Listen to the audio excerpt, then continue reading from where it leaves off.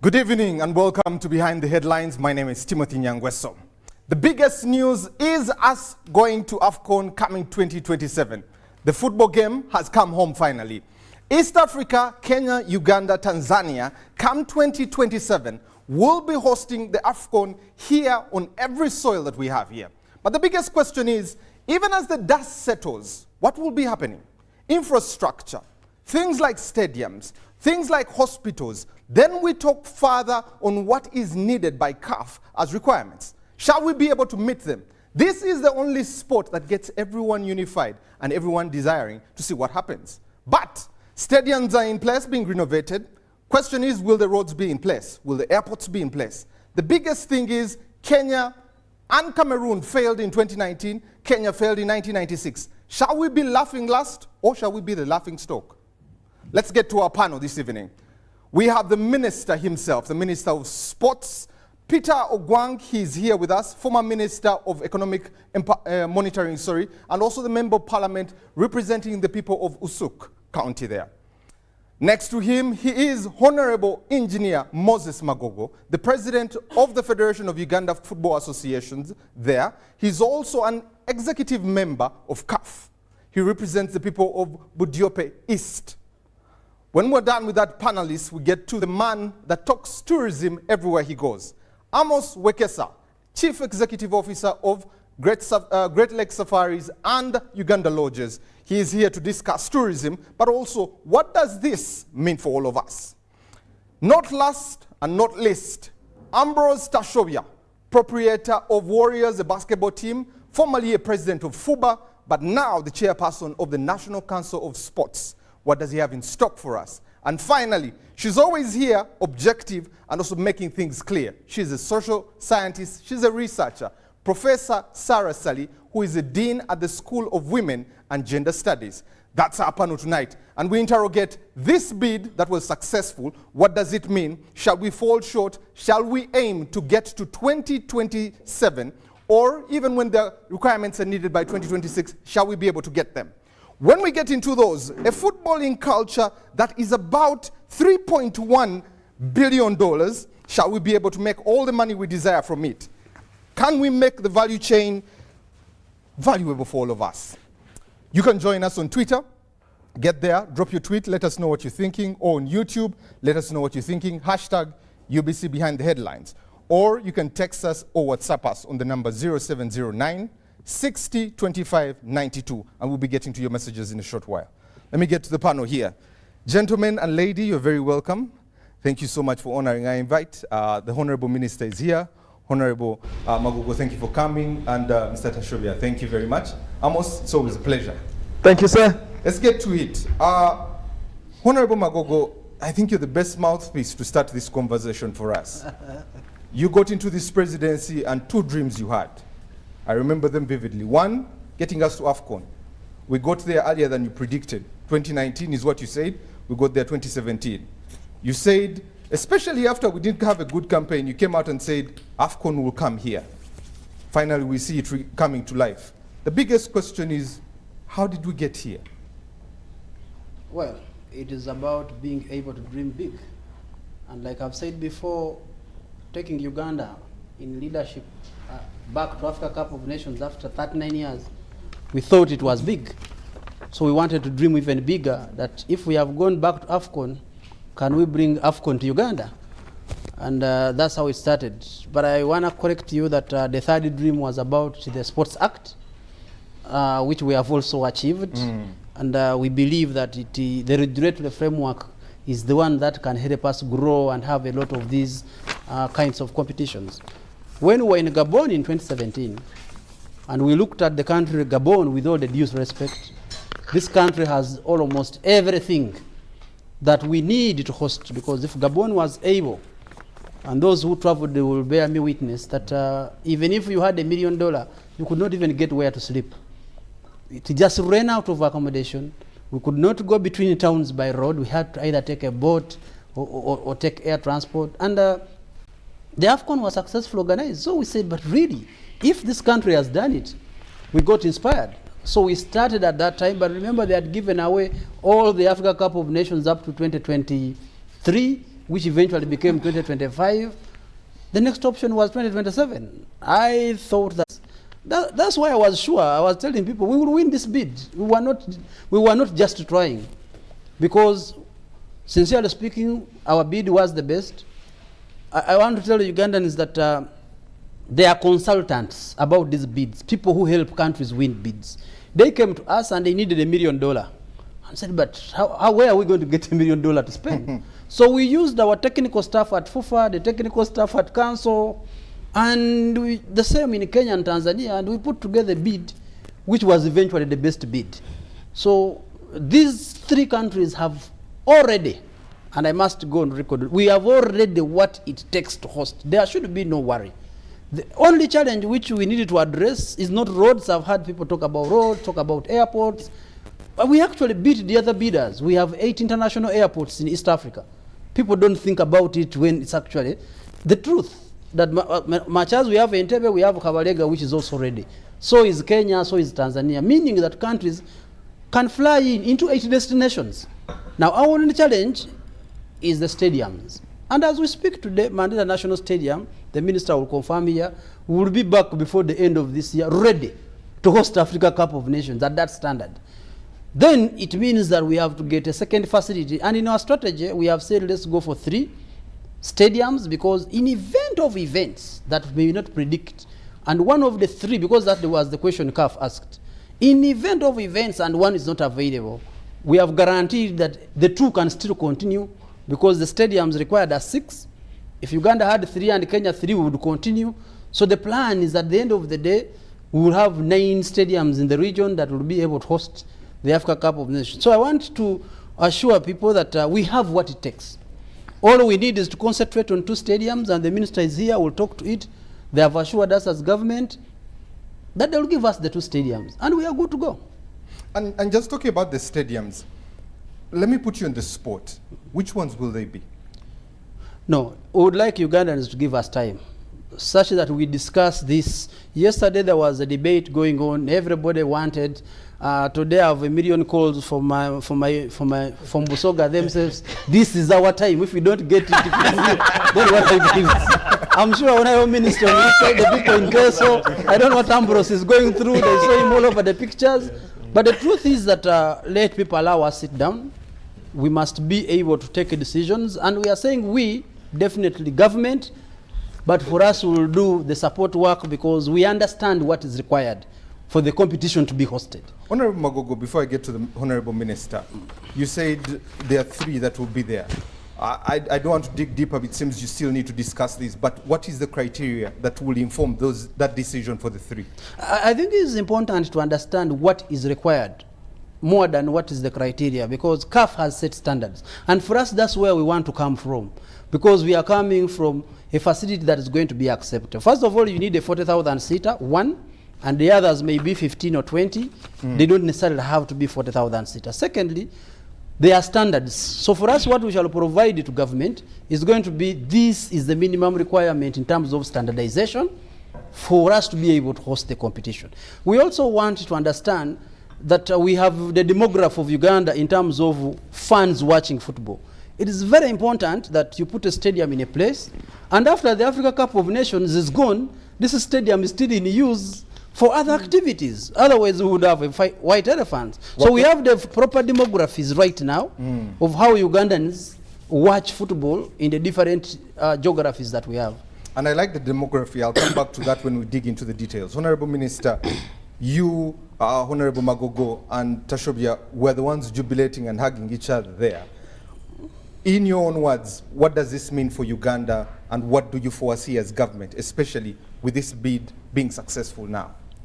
Of course, maybe before I address your own question, I want to begin by thanking His Excellency the President of the Republic of Uganda, Mama, the First Lady, who is our Minister of Education and Sports, the Right Honorable Speaker of Parliament and Deputy Speaker of Parliament, Engineer Moses Magogo here, and the entire FUFA team, and then Ugandans. National Council of Sport. Of course, when I talk about National Council of Sports, when I talk about National Council of Sports, I'm here. Yes. Okay. Yes, so truly speaking, The excitement which we have at the moment is quite big. And I don't want us as a country to only look at football. And I'm happy that you've invited my very good friend Wekesa here. The opportunity Afcon 2027 is bringing to a country is big. So my celebration, my excitement was during my lifetime. I started watching Afcon in 1996, and that's when South Africa hosted it. I remember at that time, the country called South Africa was a bit having a few issues. But the Afcon united the people of South Africa. So even now as a country, I know in 2027, I don't know whether God will make me to still remain a Minister of Sports or not, but I only want to thank the President and my senior minister for giving us the opportunity to support Uganda, to support East Africa, to bring this tournament to Uganda. Let's talk about other demographics, what we'll bring here. First of all, I am happy that even if a tomato seller, you remember during the time of Nambole, if you go back to watch at the businesses within Chireka, Biogerere, people were making a living. But ever since we started doing our work in the renovation of Nambole, the businesses around that area have gone down. So I'm just giving you, I want to go to the lowest person, because sometimes we only need to talk about hotels, talk about tourism, talk about what we will make as a country. But for me, I want to say that as the Minister of Sports, of course, as government is prepared and ready, and is the reason we gave a guarantee to back Uganda. And I want to say our President has been very, very instrumental in mobilizing the regional leaders, but also in talking to some of the other countries within the region to help us get this bid. Because me and Engineer Tashubia know what we went through to have this bid here. Secondly, in terms of infrastructure, it's an opportunity for the country to also invest in infrastructure, to begin with sports infrastructure. It is true the policy of government is that let's try to put up, we are meant to have a stadium per region. But which opportunity do we have to begin investing in this? This Afcon which has availed itself. Finally, now I'm happy you're asking a question. Where is it going to be? But before, was that question there? Are we clear? It was almost not there. Yes, we know that as government, we have had other challenges, and our investments have been in different sectors, specifically because our history is very clear. You could not begin to talk about sports when Ogwang, who is before you speaking, and a minister, was born in an IDP camp. But finally, there's security. Now, after security, now we can say, let's put in the infrastructure in the what? In the sports subsector. So for me, I want to call upon Ugandans. Time is now. Question of infrastructure, government is going to put up additional infrastructure to support Afcon bid. Question of talk about air, road, water, name them. But for me, the biggest meant to go the private sector. And I want to say this. Whether they put it in Soroti, like engineers say, in Soroti they are calling me in Tesla. Our son, if you don't bring a stadium here, and I'm the minister in charge of sports, you have not helped the sub-region. But I want to remind my dear people of Teso that please, in coming up with a decision where this infrastructure of this facility is going to be, government will sit down and look at what do we need, what did the CAF say when the bid was being considered. Because Minister, we submitted that bid. Let me stay with you there. Yes. Gabon 2017 spent $487 million. Egypt 2019 spent $291 million. This year, sports, your sector, has $47 billion. Aren't you really First of all, it is having a pie in the sky? First of all, for me, it's an opportunity. Gabon hosted it as an independent country of Gabon. Am I correct, engineer? Yes. Cameroon did the same. Yes. Am I correct? Honorable Minister, let me break it down fast. Yes. $345 million for Ivory Coast come 2024. Yes. When I break it to 3 countries, it's $115 million. For Uganda alone, it will be 432 billion shillings. Yes. And you have 47 for sports. Yes. Aren't you just dreaming? No, that's what I'm telling you, it's an opportunity. By the mere fact that government issued a guarantee, it means that the government of the Republic of Uganda is committed to fulfilling its obligation by giving a guarantee. I hope I've answered that question clearly. So whether it is a $1 billion, or let's talk about $1 billion, it is already a guarantee issued. Number two, the government of Uganda knows the importance of sports in this country. By the way, time is up that we began treating sports as a very important, the right word I need to say is the right word which is getting out of my head, a very important subsector. The biggest employment in the world over today is through sports. The highest paid people, personalities in the world today, is sports. So why don't we also tap into this industry? That's actually the right word I wanted to say. The return on investment on the sports subsector is very high. I can give you a case study. Let's talk about the Cheptegei all of us talk about. He goes, he runs, he wins a gold medal, he gets $60,000. Which job do you, me and you get this $60,000? After that, again, he has a Nike sponsorship. He gives him additional $60,000 for a gold medal winning. You and me, which job is this? He appears for just appearance, Diamond League. He gets $10,000. So what do we need? Infrastructure. If we could give, and I'm happy in Sebeit sub-region, we have set up a national altitude training center. I can guarantee in the next 4 or 5 years, do you know how much athletes we are going to produce from that area? Joshua has come through thick and thin. But now government has invested that infrastructure. I can promise you the government and the people of Sebei are going to make more money. Now talk about football. The challenge we've been having, which we must agree that, I pity Engineer Magugu. You know, you're pushing something when there's a challenge of investment in the infrastructure. It is true, it's the role of both government and the private sector to invest in the infrastructure. Now Afcon has brought the opportunity. I visited a football academy in Ghana with Chairman Tashobia. If I give you in terms of the figures, this academy has 146 children. Out of 146 children, the proprietor of this academy makes 20 million pounds as profit per year, and an investment of his expenditure of just 1.5 million pounds per year. 146 children. But what is giving him the opportunity is the infrastructure. It's already set. Now in Uganda, whether I put it in let me give a case study of Jinja. There's already a stadium there. Do you know where Kesa is a private person who has passion in sports can now say, can I put up my football academy near here? He will begin looking for partners to come and partner with him to invest in that academy. Do you know, at the end of the day, clubs come. First of all, look at how much money will be generated by within that academy, by the clubs, and look at the growth of those areas. So for me, when you ask me a question, shall we be able to invest that money? For me, as a Minister of Sport, is an opportunity which has availed itself, and I must say, we will be able to invest that money to construct stadium. Talk about the indoor arena. Everybody has been talking about Kigali. And I'm happy Chairman Tashobe is a basketballer. Do you know that Kigali Arena makes almost about $20 million per year? 20 million. Forget about, that's only for the arena. Forget about what people bring into the country. Now, for me now, we have also agreed as government. That's why I want to thank my president and my senior minister that we are going also to construct a Lugogo in the arena. It's 15,000 seater.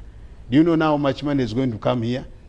So for me, the president did say he has been concentrating on other projects. Finally, he is now beginning to put in more investment in the sports subsector. So I don't want you to bias the viewers that we will not manage. We will manage to invest this money to support the sports development in Uganda. And remember, we are dealing with the East African community. Our president is a champion of East African community. Yeah. How can 3 countries fail to get this money? What are you talking about?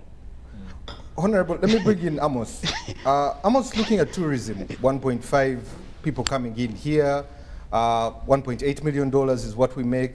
When you look at this Afcon, 4 years down the road, 2027, as tourism, How do we position ourselves?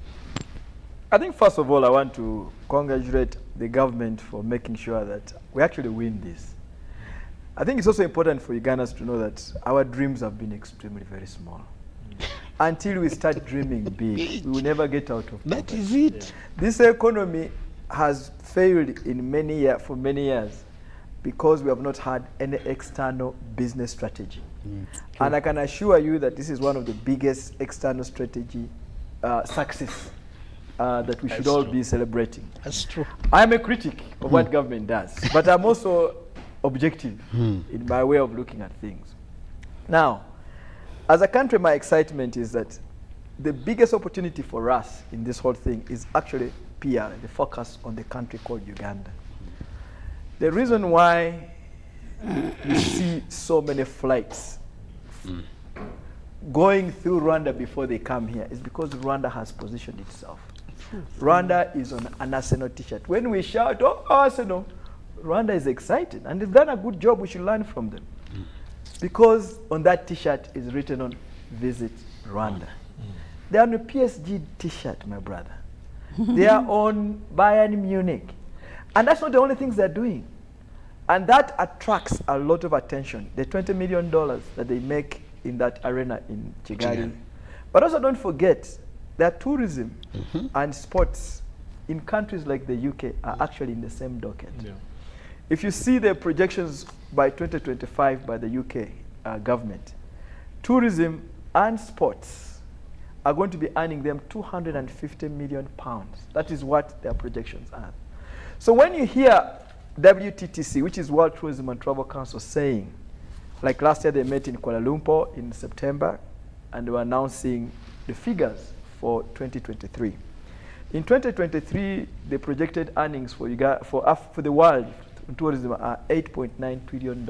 In the next 10 years, it will be $17 trillion. So when they say the world is earning $8.9 trillion, they are actually also meaning that the world, that through sports, tourism has earned those amounts of money. When you look at New York makes somewhere between 81 to about $85 billion from tourism every single year.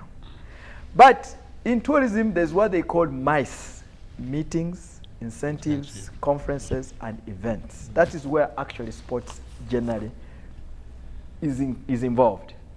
So when New York makes $81 billion, they are not making $81 billion through jokes. They have clearly mapped out events. If you go, I used to have a small office before COVID in New York. And when I would go to New York in February, I would make sure those events happen. They throw you away. So that focus is not what we have. Now, for me, number one is image for the country. Number two, like the Honorable said, is improvement on infrastructure. Of course, we must be clever as we think about infrastructure. I can assure you that Egypt and then places like Spain, some of their biggest earnings, when inland Europe is cold, the teams come down to southern places like Malaga. In fact, the other time when I took Gizito to try for trials for Malaga, you remember? Now, Malaga was actually playing against Dortmund. Me, I'm not a football fan. You've never seen me. I actually don't watch football. Unless Uganda is playing. The only team I support in the world is Uganda Cranes. And Mangoko can tell you, I have been there drumming. Because that's the only team I support in the world. Now, Egypt is another. Egypt has so many stadiums that during winter in Europe, teams come down to Egypt and actually camp there. One team will not leave less than $8 million in that economy. Now, if we improve 4 or 5 stadiums in this country, we must have a bigger business dream that we will have teams coming to Uganda consistently and spending money in our country. But I also want to tell the government that we have Kenya and Tanzania. Kenya and Tanzania are extremely very shrewd. They understand businesses. And even the president of Tanzania himself will be involved. You have seen he's already saying we need 2 stadiums. Start constructing them. The president of Kenya will be involved. They are going to do a lot of marketing. We should not sit here and actually just assume that because we are part of the hostels, people are going to come in the country. No. We must tell Africans, the Europeans who follow this football Afcon, that one, When you come to Uganda, Ugandans are actually very happening people. So you need to have a marketing budget as priority number one. And make sure you tell people, when you come to Uganda, you'll enjoy the Nile. You'll be on Lake Victoria. You'll see the mountain gorillas. You enjoy the best weather. You will, you know, we are the happening city of the world. So the other one that we also have to be very clear about as a country is the coordination of this whole thing. For example, where Uganda Airlines flies, we must make sure that those countries actually make Uganda the top priority. We give them we give them good fares on Uganda Airlines. We make sure that visas entering into Uganda becomes a lot easier. I know that Gabon in 2017, people struggled with visas. Uganda shouldn't struggle with visas. That's what I am talking about. So we must be clever and business-like in our approach to this whole thing. The other one is making sure that we map out hotels. So you know that we have 100 two-star hotels, 200 three-star hotels, so that people easily access and are able to book accommodations. But we must also educate the population, like Honorable has just said, about tapping into the opportunity. We must see the chains of earnings from the airport to those vendors, to the borders, to the taxi drivers, to the restaurants. It must be easy for people to access. Let me give you a last fact. Research by Makerere University, MUBS, Makerere Business School. They did research on expenditure styles of tourists who come to Uganda. They realized that when a tourist comes to Uganda, he underspends by 60%. Why? What means that if he has come with $1,000 to spend, he only spends $400 and goes back with $600. Why? When you go to any hotel in Uganda, you will not find information on where the next restaurant is, where the Nile is. The receptionists don't know. So we must prepare the population to make sure that when that guy comes, we take them to the shopping places, they're able to eat in the nice restaurants, they're able to go to Ginger, they're able to... That is how money is actually going to be made. But we must be clear about the business angle of this opportunity called Afcon that these gentlemen afford to bring into Uganda. Thank you very much, Amos. I'll come back to the hotels in a short while because that's also a dicey area. But let me come to Chairman Tashobia. Chairman, when you look at this opportunity, as we have all put it, and different federations, different associations, except football, how can the other associations tap into this to benefit? When you grow sport, whether it is one sport as football, you grow everybody. A case in point, Rwanda. Rwanda, there was a stadium and it started as a basketball hub. But now every sport, including your volleyball teams, including the UCI World Championships, are going there. Now, when we start hosting big events like this one, we grow our capacity as a country to hosting any other big event. That is for starters, because he's talking about a point of unlocking this potential. For now, we are kind of attempting to unlock this potential around sports tourism, around these sports major events.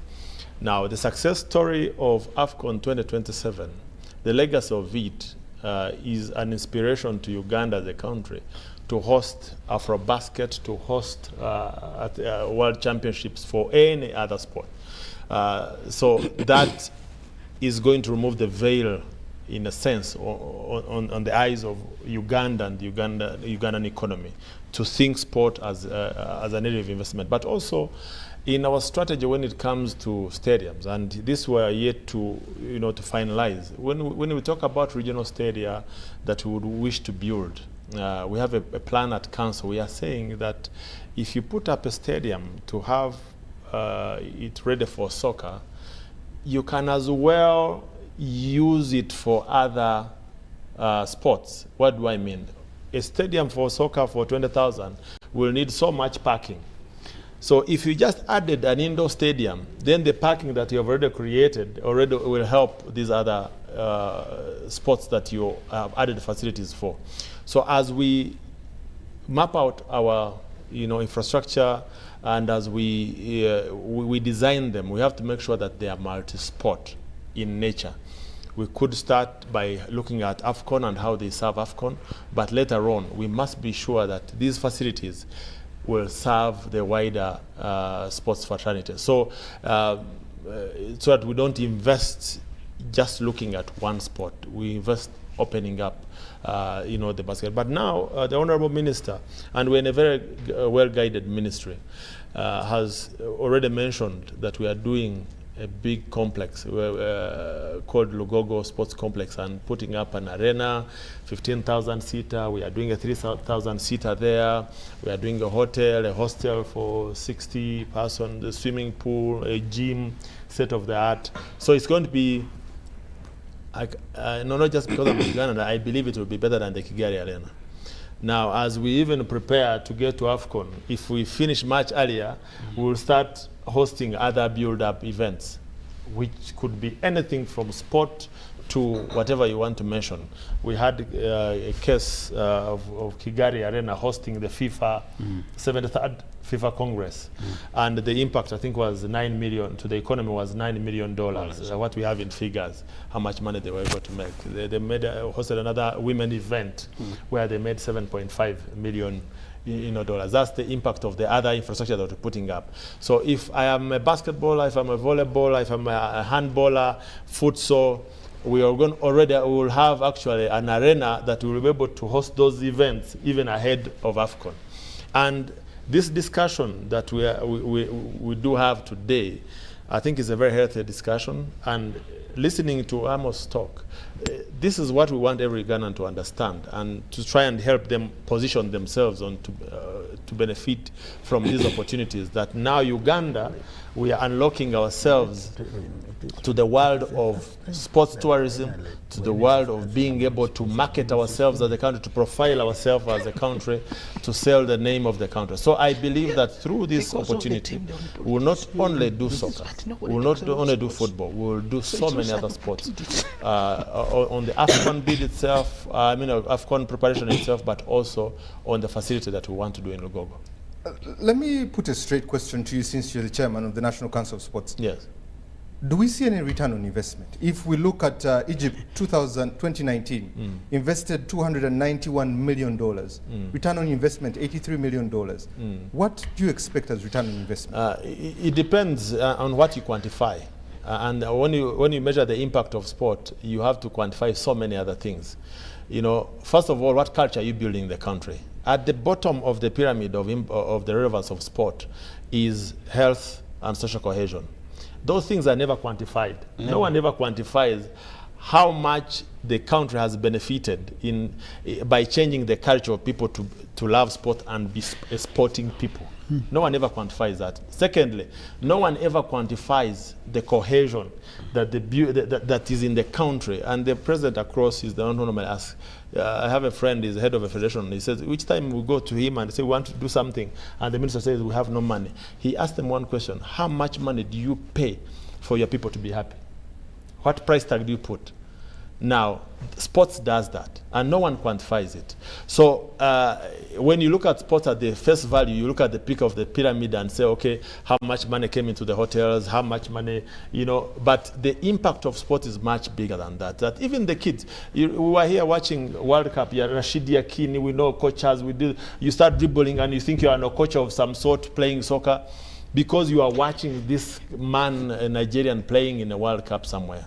Now, when you have your Ugandans here playing Afcon, and you have a chance of even, seeing it on UBC and even going to the stadium, the impact that it's going to have to the sport itself as soccer, no one is going to go down to quantify what it meant to a young man who was not thinking soccer and now picks up the vision of soccer and ends up in a Premier League. No one goes ahead to quantify that was the catalyst. So the impact of sport is much bigger than normally the figures that we meet. Can I support his point? Yes.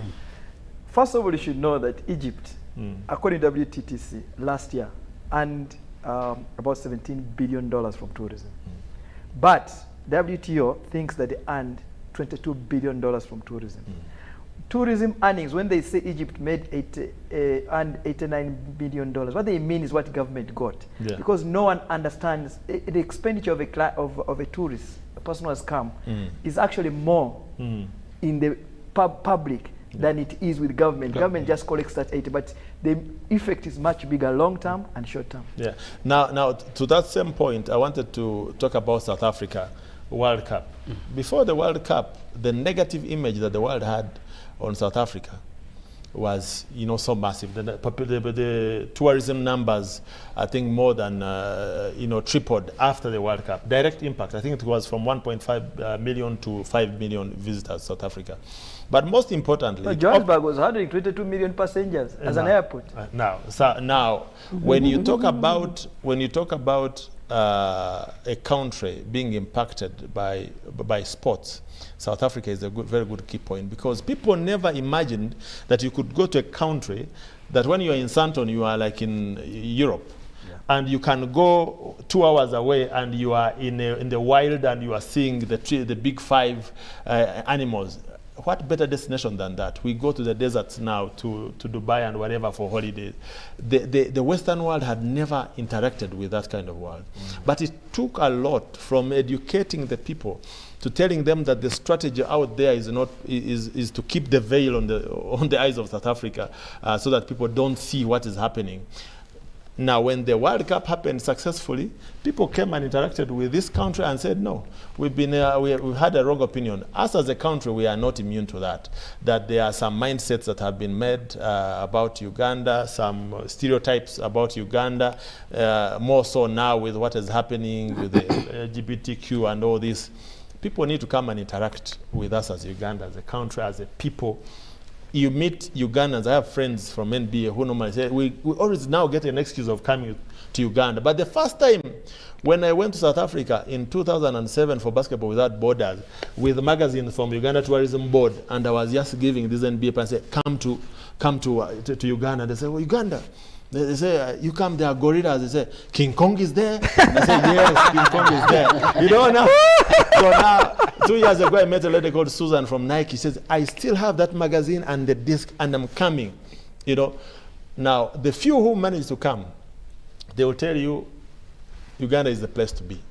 So we want, I think, as a country, to give ourselves a good chance through this to allow people to come and have a taste of our country. And what Amos is talking about, preparing our population, is very, very important. That whoever comes here will not only come for Afcon, we have repeat visitors. Now the impact will be even much, much more.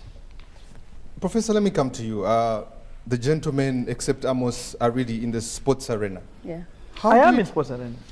Even Amos, who is in the who doesn't watch arena. football. So how do we translate this from them to an ordinary Ugandan to be involved in this, to be interested in this? Where do we get the buy-in? Wow. Thank you very much, Timothy, and good evening, our viewers. I've been enjoying listening to these gentlemen speak. Like everyone else, I would like to thank those who have been at the forefront of winning this. It's a clear indication of, or a clear illustration of what you can achieve or how far you can go if you collaborate. True. So they collaborated, they strategized well, and they have won the tournament and brought it home. So that is very wonderful.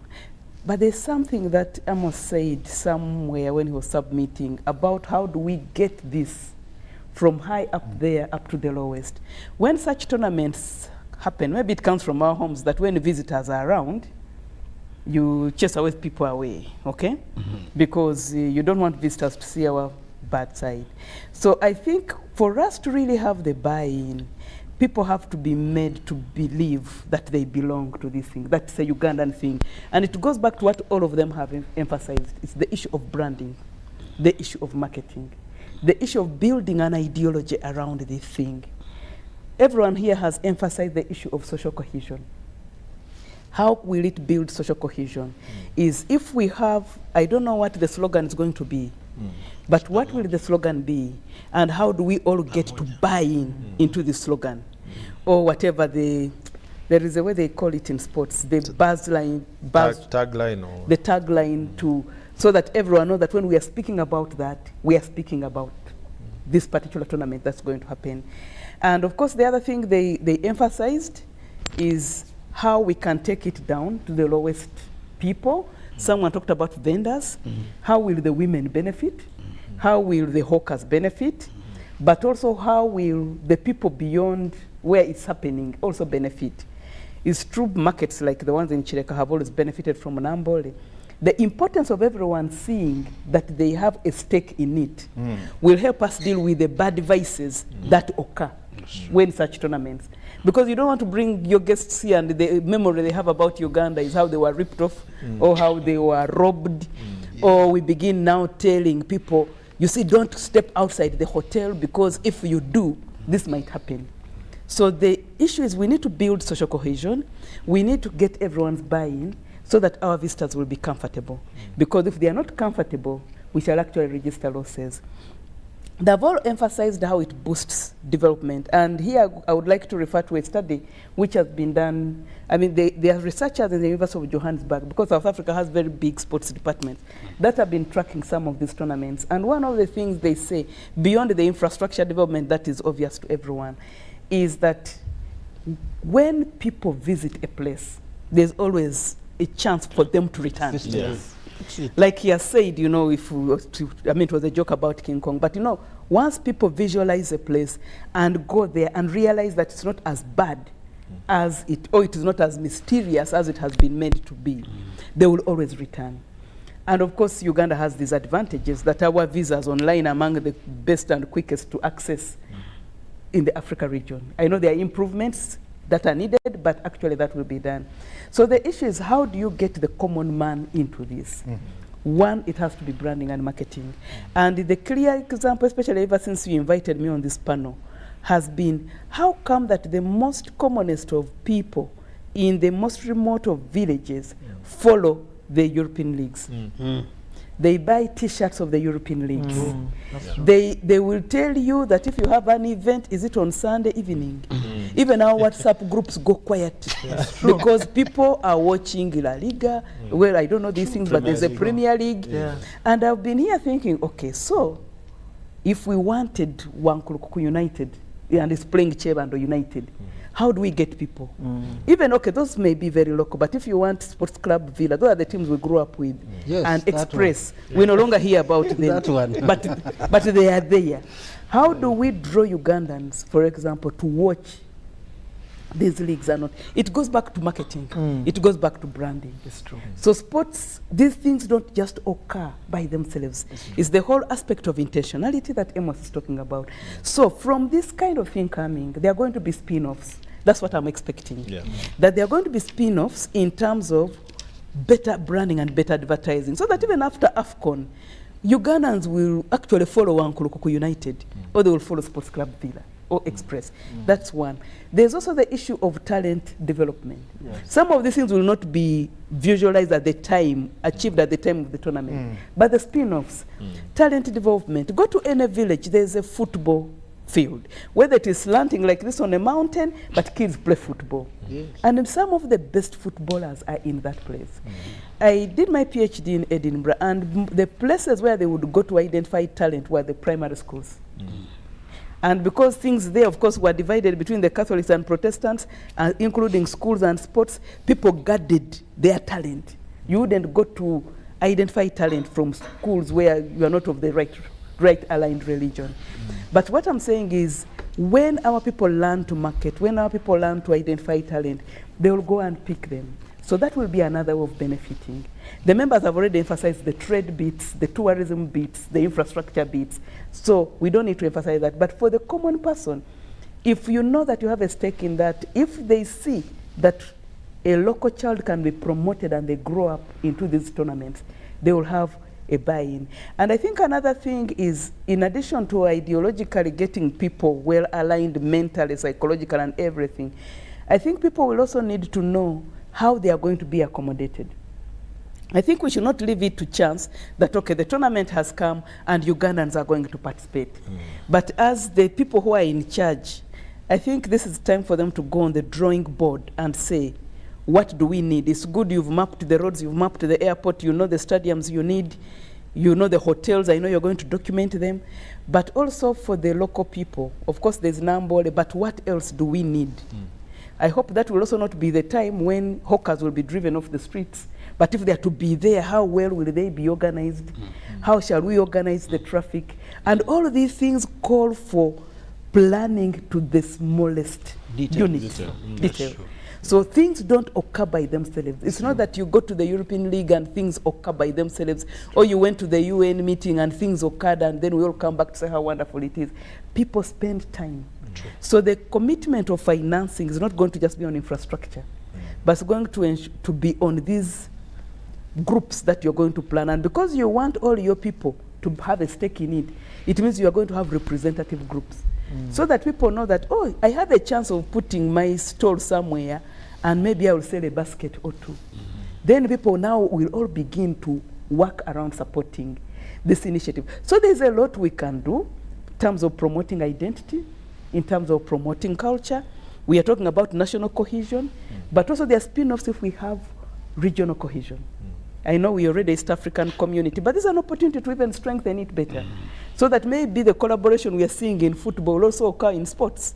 So that it is a relay. After you've seen the Lions in Savo, then you pass the tourists over to Amos, and then he takes them to the Gorillas. Then I don't know who else you pass them on to. So there is a lot that we are going to benefit from this. But most importantly, it is information, it's communication. Now, this is not the first time. Okay, Afcon is a very big thing, but I know Ugandans have hosted other big things. What has been lacking? Lack of data. Things happen, they end, we all say it was a good time. After 5 years, you don't remember. For example, what was the data of the spin-offs of Chogam? What was the data of the spin-offs? I think we had an Eastern African Championship in 1984. So these things were there. So what we need, another spin-off will be to push the officers that are responsible to begin collecting this data so that we can build on it even more. So that today from Afcon, then we can also have better things. But also when the community is fed with data, that this is what happened and this is how important and this is how we shall benefit, people will definitely have a buy-in. Professor, sticking with you, this is a bid of 3 countries. Yes. And Honorable Minister seems to allude to it might be Pamoja as the tagline there. Yes. What happens to Rwanda, DRC, South Sudan? How do they benefit from this as a region?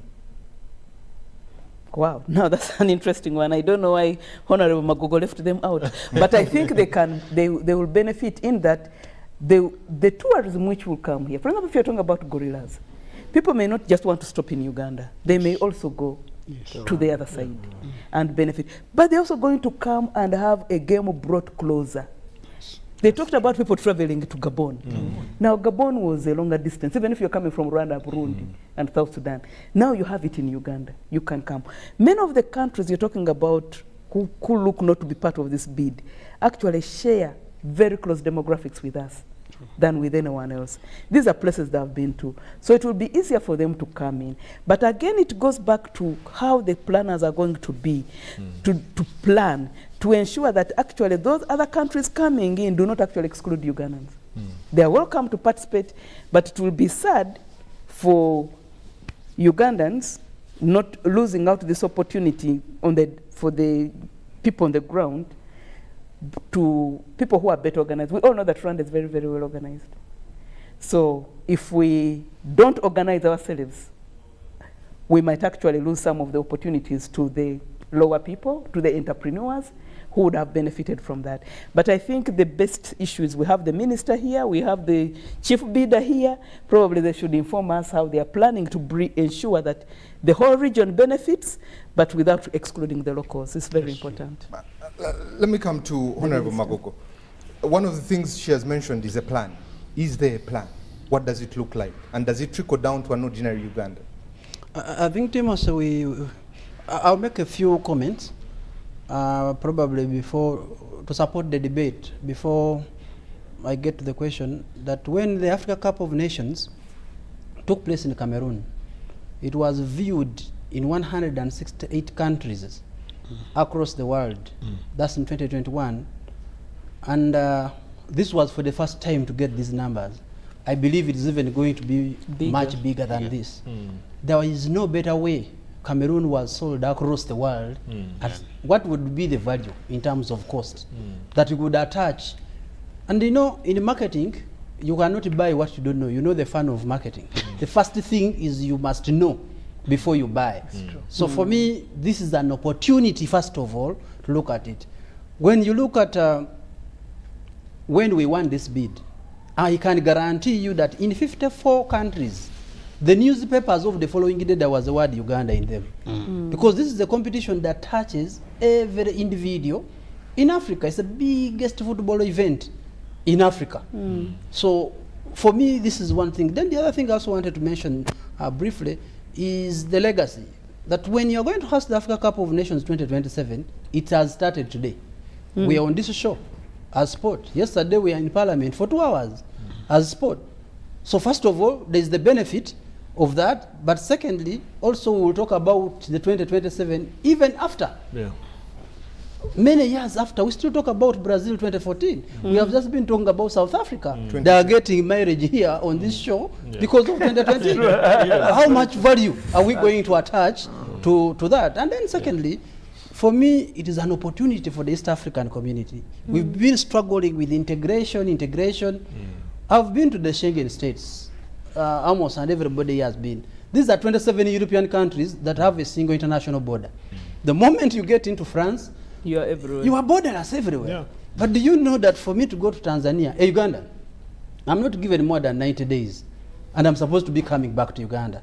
So the beauty is that with the tourist visa that exists today, which is the closest, and when we are presenting our bid, these are some of the things we presented.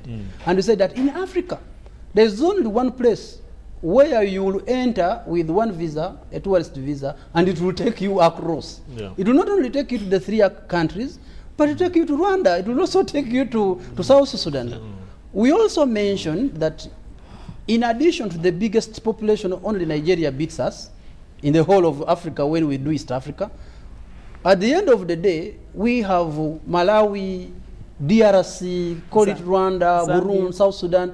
All these, they don't need anything. They come into this region by road, which is the cheapest means of transport. In Gabon, you couldn't. You needed a boat or you needed a plane to get from one place to another. I also want to talk about Morocco, which seems to be one of the leading destinations in Africa as far as tourists are concerned. They made about $10 billion just out of tourism, I think just before COVID. It went down a little bit. And how much visitors were they getting? 7.8 million. And how many do we get Uganda? 800,000. About 1 million, is struggling to get 1 million. Now, Morocco is one of the biggest sporting destinations on the African continent. They have positioned themselves, they have done the infrastructure. Today, as we speak, they have gone for bid together with Spain and Portugal for the World Cup 2030. Now, everybody talks about Qatar. Everybody is talking about Brazil. We're talking about South Africa. For us who have been all over, when they find a black man, Amos, on a street in some countries, they will ask you, where are you from? They will say, are you from Nigeria? Are you from Cameroon? Are you from... You will realize that the countries they all mention are footballing powerhouses or general sporting powerhouses. Yes. Yeah. When you say Uganda, they struggle to find it, and then eventually, if somebody is a bit elderly, they will tell you, is that where Idi Amin, you know, comes from? Yes. So we believe that finally we have gotten an opportunity to talk Uganda, to sell Uganda at such a price we cannot really pay. Now, when you talk about plans, indeed we have the plans. It is because of our plans, and the people who evaluated these bids are professionals.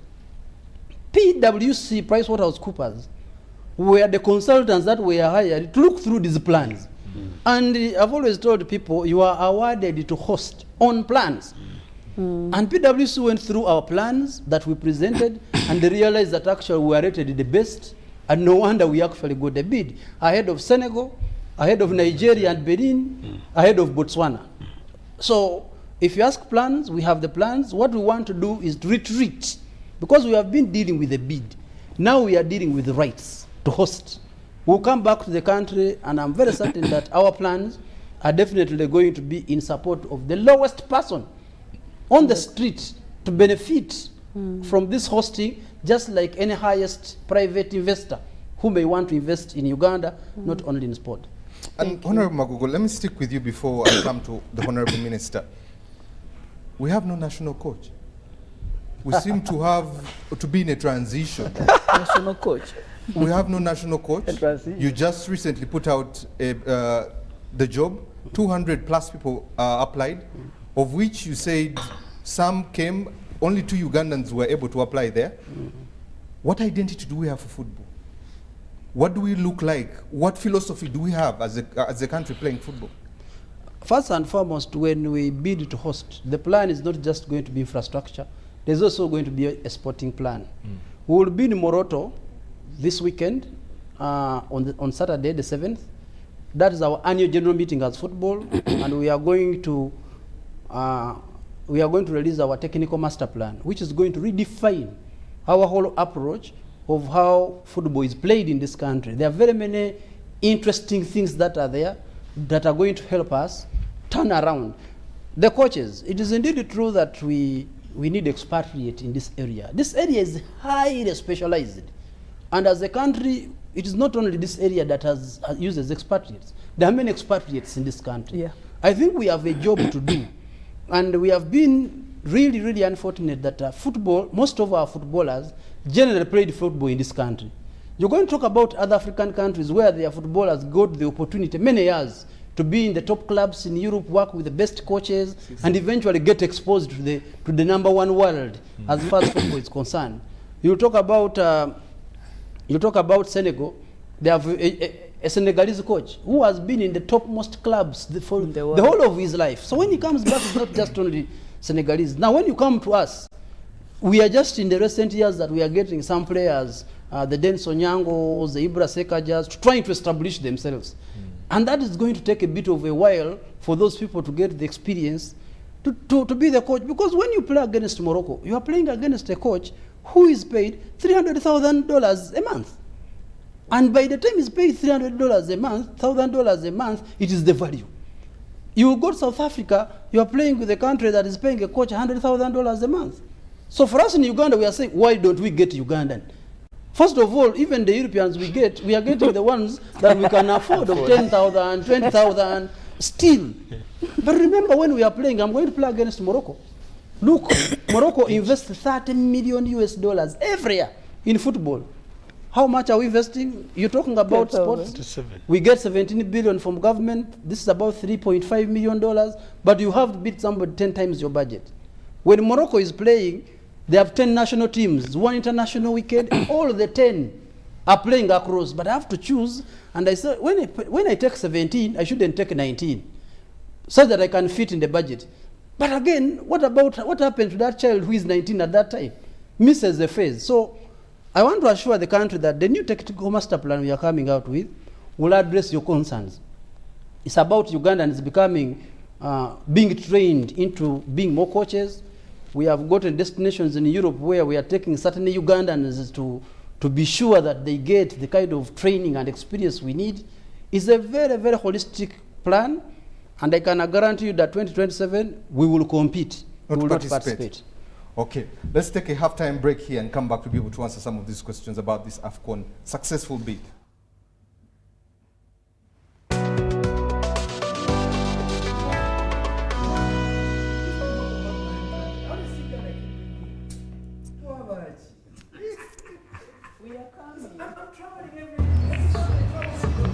Water, please. Can I pay with Momo? No. Motocross. Hey, can I pay with Momo? Here's our merchant. Oh, very good. 7 makeup? 20. Can I pay with Momo? Unfortunately, no. Baby, let's go. When paying with MTN Momo comes with more benefits for everyone, it just doesn't make sense not to have it. Hello, I've come for it. Can I pay with Momo? Richard, send this out. Yes, you can. Pay or shop with MTN Momo and get cash back every week. It's free of charge. Use the Momo app or dial *165*3#.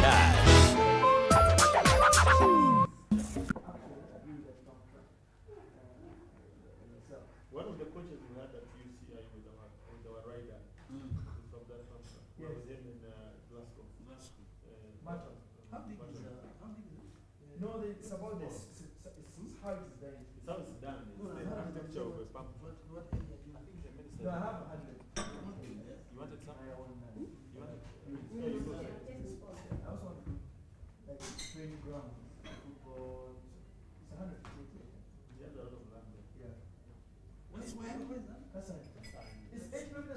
When you are landing. Yes. You know what Yes, I know. on the bridge. Yes. Unborn baby from malaria. What's the best kind of business to invest in?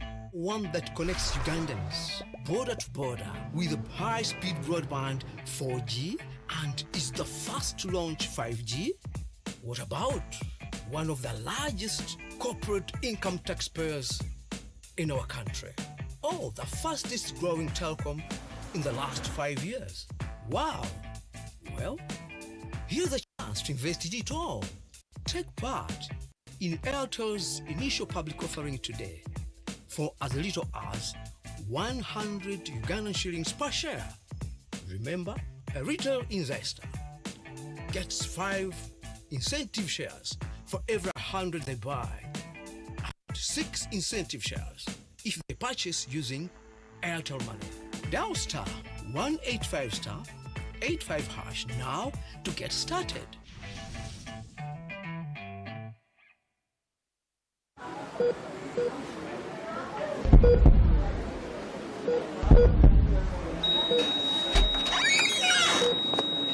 Tata ni Mama Sarah. Wanji? We did all we could.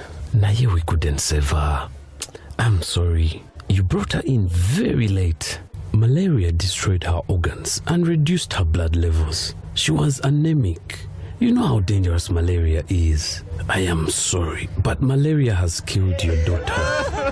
Malaria kills more people in Uganda than any other disease. Protect your loved ones from this enemy. Ensure everyone in your family sleeps under a mosquito net every night, whether it's a cold or hot season, to protect them from malaria. In the event that any of your family members shows malaria signs and symptoms, take them to the nearest health center immediately to prevent complications from malaria that could result into death. Together, we can chase malaria out of Uganda. This message is brought to you by the Ministry of Health with support from Global Fund.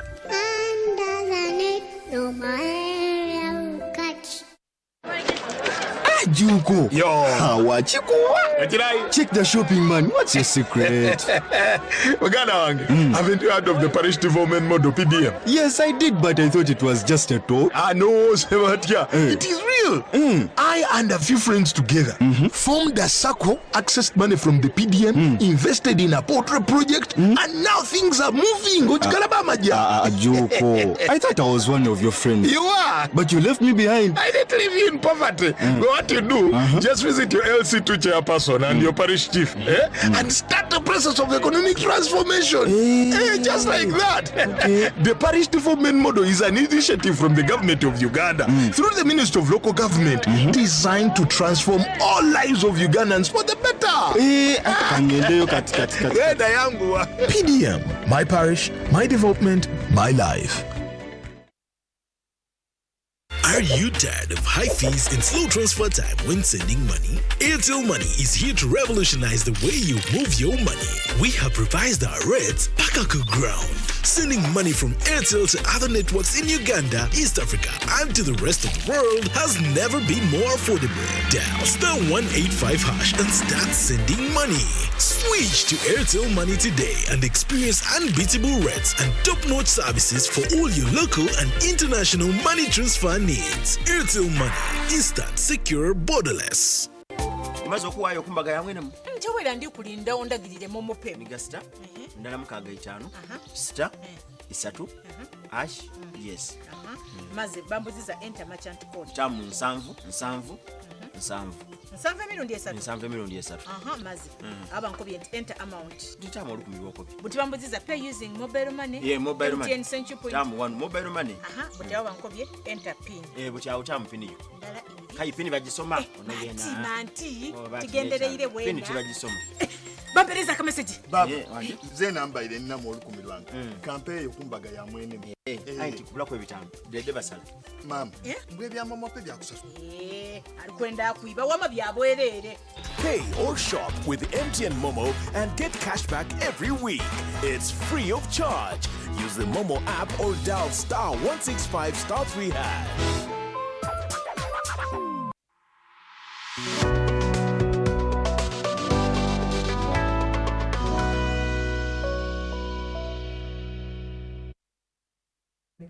Welcome back from that quick commercial break here on Behind the Headlines. Even as we get into this last leg of the show, my name is Timothy Nyangweso. I'm joined by Professor Sarah Sali, Chairman Ambrose Tashobia, who is the chairperson of the National Council of Sports, Amos Wekesa, CEO, Great Lakes Safaris there and Uganda Lodges, and Honorable Engineer Magogo Moses, who is the FUFA President and a Member of Parliament. The State Minister for Sports, Honorable Peter Gwang, is also with us. Let me read some of your feedback before we engage into this last half of the show. Augustine from Tororo, my comment is for Uganda to move forward. We should not go back to regionals. We should go back to regionals and pick some players from there so that they can be given a chance on the national team. We have been on the Uganda cranes for many years, but have not taken us anywhere, and we cannot do this again with the regionals. The government needs to improve our infrastructure, roads, hostels. Okay, thank you very much. I like Amos's submission. I hope the government will further subsidize construction so that those planning to put up rentals may do so. It will also help ease importation of cars because people will need to move. The cost of buying cars is just wild, making payments swift and fast. Hardly anyone developing the world uses cash today. We need to switch to having cashless economy, okay?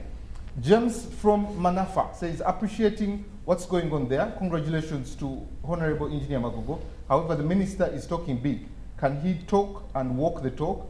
Is he going to ensure that the little finances are immune to corruption as a result of handpicking service providers who will later have high-handed or be corrupt in that? The final one, Afcon is being hosted in East Africa as one of the biggest bids so far. It will bring a lot of socio-economic to the region, Uganda in particular. Now, before Afcon commences, everyone must first play their game. Well, e.g., government meeting the requirements, citizens being hospitable and friendly. This is Umara from Bulenga. Thank you very much. I'll leave that at that. Honorable Minister, let me come to you. While I was looking at this bid, come 2027, 2026 we have general elections here. Same will be happening in Kenya and in Rwanda between those two.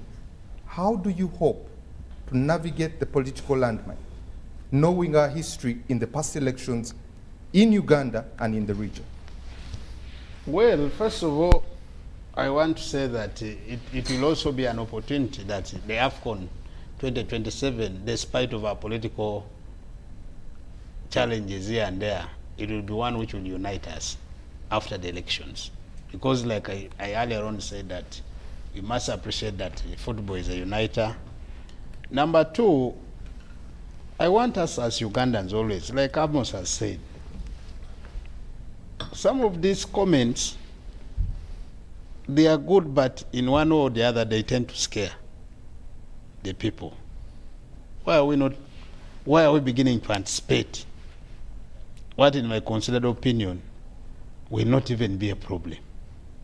For instance, it's not going to be the first time Uganda will have a national election.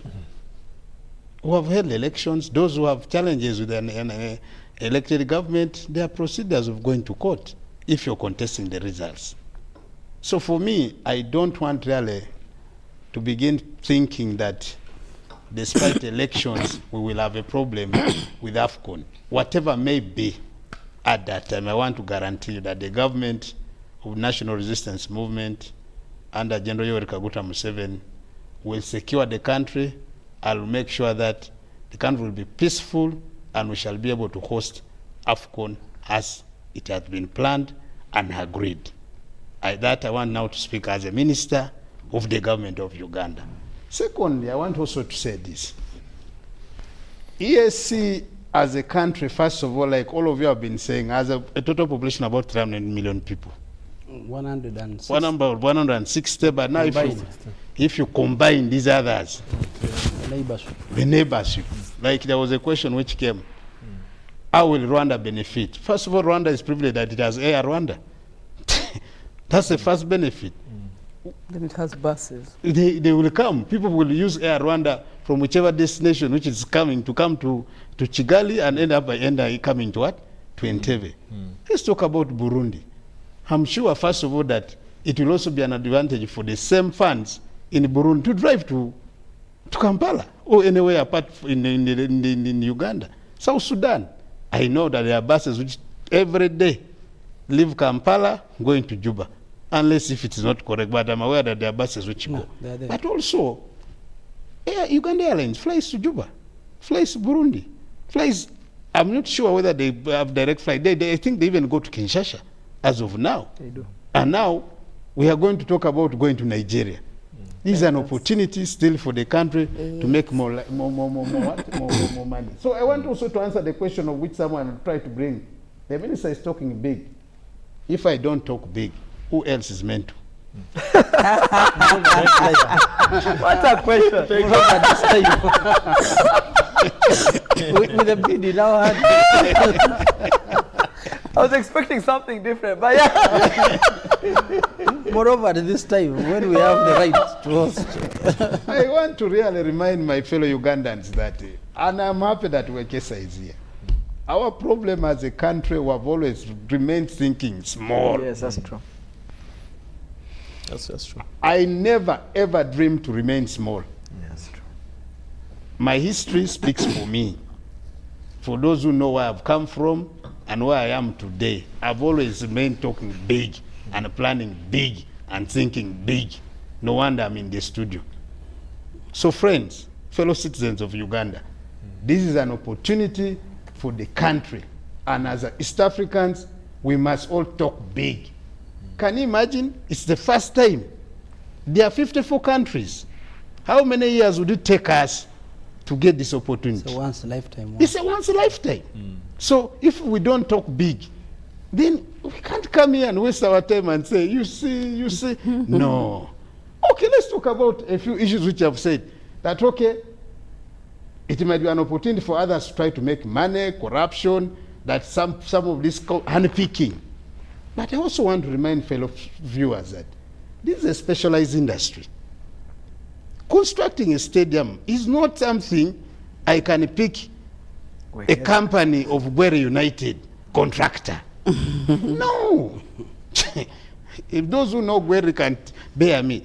This is a specialized industry where we must go for the best.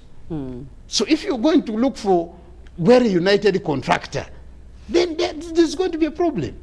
Even if government takes a position and say, we are going to give Gwere United as a specialized contractor, we will be able to use government procedures in terms of management of the contract will be followed. But also we should be mindful that we are time bound by as of now. We are talking about 25 December. 25 December. And I'm happy it brought about elections. So for me now, I need money to make sure that the election budget does not interfere with my infrastructure demands. Exactly. I need the money to make sure that government aligns all its planning in areas we are going to zero in. That is now me. And I must talk big. So when I'm in a cabinet or anywhere, I must begin to show people in different sectors. And I'm happy. My boss, my Minister of Education and Sports, is already on top of these events.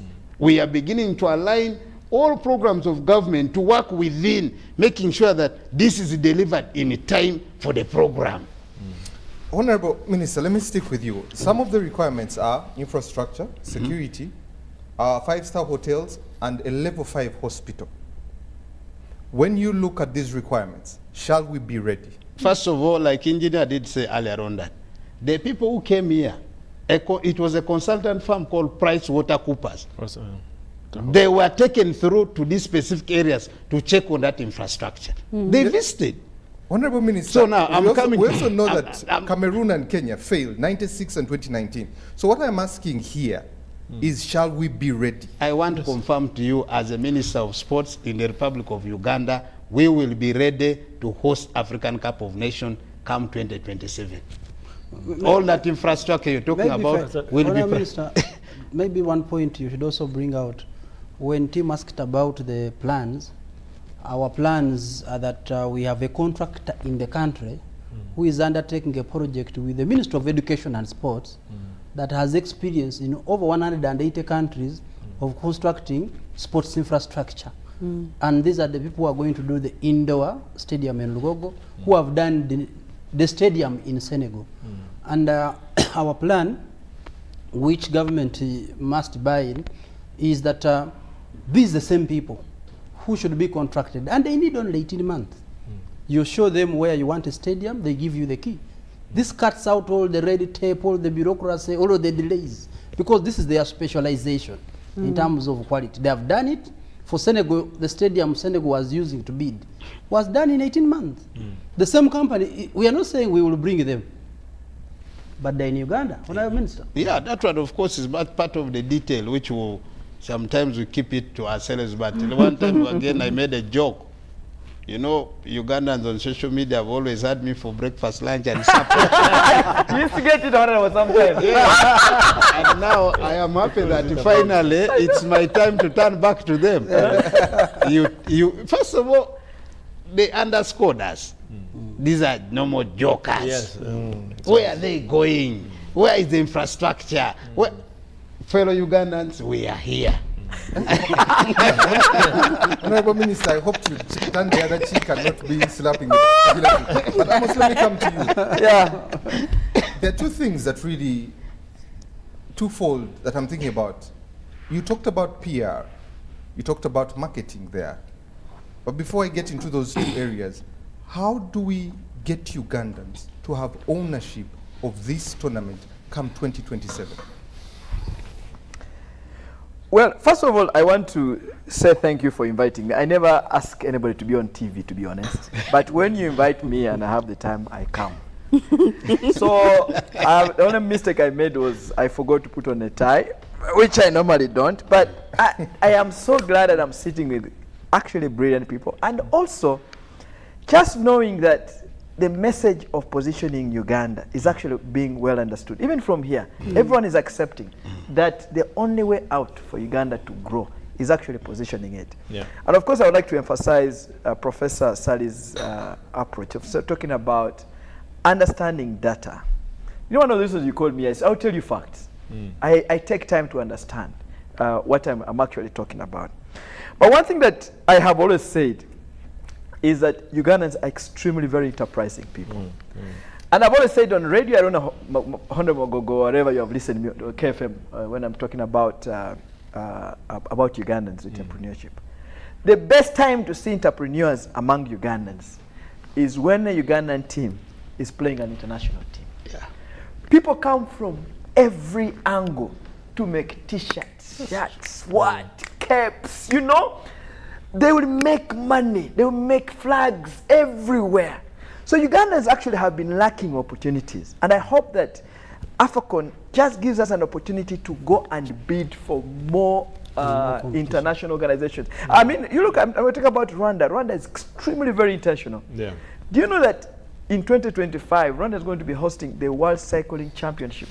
Yeah. They actually competed the last two with Morocco. Yeah. They beat Morocco. That is going to be the first time it's actually held on the African continent. The guys are going for Formula One. So Ugandans, I think we should accept and accept what the minister is saying. We need to think big because we have the potential too. I want to give you an example. I am a team leader for the Rwenzori Marathon. And this is a confession from everyone, including the ministers. Minister Kabyanga, who's the minister who's responsible here. When we said we were going to take the Rwenzori Marathon to Kasese, everyone doubted us. Everyone did. Usually, even during the day of the marathon itself, the minister says it. I thought Amos was a joker. Until supermarkets ran out of chicken, eggs, every hotel was booked, border borders made money. Do you know what happened to the second one? Last year we had only 800 runners from four countries. This year we had over 2,000 runners from 17 countries. Good timing, everything was done professionally. But for me, what stood out for me was that the week before, the people of Kasese actually cleaned the city themselves. They didn't need anyone. During the marathon, over 60,000 people from Kasese came to stand on the streets to cheer international runners and their local runners. That's what we're talking about. The only problem they had is that they prepared for 1,200 people. So they still run out of everything. I was talking to a gentleman. Yesterday I was talking to a gentleman called Herbert Biarohanga, who is in tourism, who we don't sometimes agree on many things. He said in Rubirizi, the amount of the cost for matoke went up 4 times. That's it. Because every matoke was facing towards Kasese. That is the demand we're talking about. So the Ugandans are going to be very entrepreneurial. Now, when Ugandans see opportunities, one of the challenges, Honorable, that you have as a government is that there's been a lot of generally talk. But when they see Uganda start seeing that, you and Bwana Magogo talk about Afcon and it comes, it actually creates confidence. People may criticize, but as we continue doing this kind of things, we also start to get confident. But when it comes to marketing, Professor Sali said something very important: intentionality. Rwanda is not where it is by mistake. That's true. Kenya is not where it is by mistake. Kenya spends over $50 million just to position its image.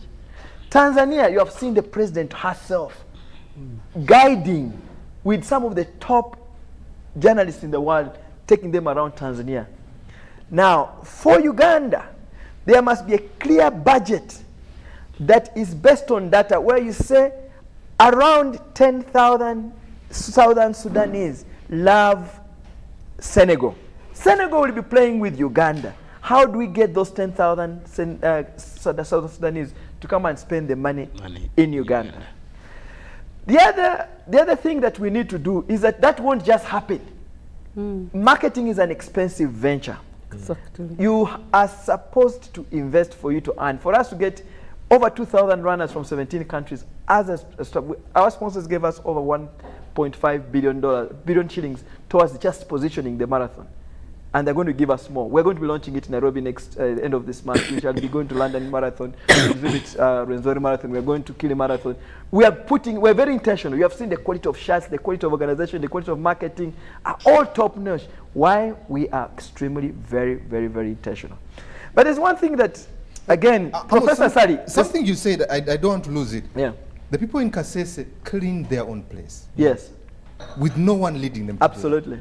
How do we as Ugandans own that it is not Honorable Magogo or Honorable Minister that is taking this CAF, this Afcon tournament, that it is mine as an individual, Timothy, that it becomes individual responsibility on how I sell my country? Ownership.